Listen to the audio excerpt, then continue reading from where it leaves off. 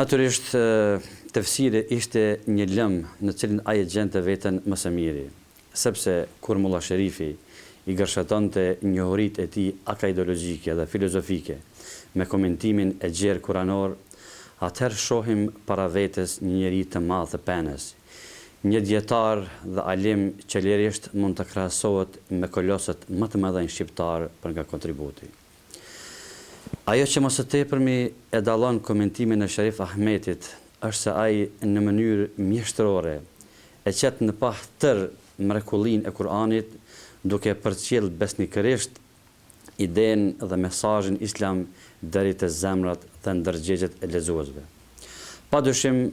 ajo që e bën edhe më madhështore këto komentime dhe ajo që ka bërë që këto komentime të Sherif Ahmetit të jenë aq të dashura për lexuesit është marrja e shembujve të ndryshëm nga bota praktike dhe logjike.